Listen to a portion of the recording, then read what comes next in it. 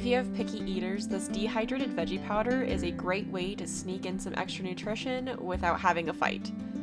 You can use pretty much any vegetable, but I tried to go nutrient dense with a mild flavor, so kale, zucchini, those are great for this, and that's what we'll be using today. Not having strong flavors just makes it meld into whatever you're putting it into better. This is a large bag of kale on dehydrator trays. You can use the oven for this, but it does take a while.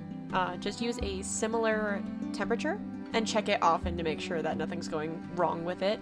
This is my zucchini. I made sure that it's cut into small slices. The smaller the better, honestly, it just dehydrates faster and more uniformly.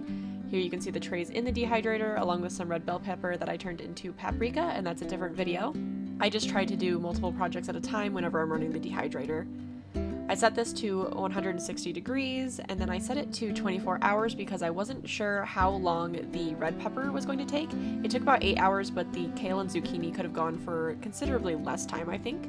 You can't really over dehydrate though in my experience. Here you can see the kale is nice and crispy, ready to be ground up into a powder, as well as the zucchini, which has shrunk a lot. Zucchini is really high in water content. But you want there to be no moisture so that you get a powder, not a paste. I'm using a coffee grinder. Don't mind the red that's from the red bell pepper earlier. It's fine. A little bit in here is not going to hurt it. I think this coffee grinder was like $15, so not a huge investment, which is really nice. And I grind this pretty finely. I find that it just mixes in better that way. You can do whatever texture that you prefer though. It's totally customizable. As I'm grinding, I'm just putting it into a shaker jar that I bought off of Amazon, and yes, I know I spilled, my bad. I used a spoon after that.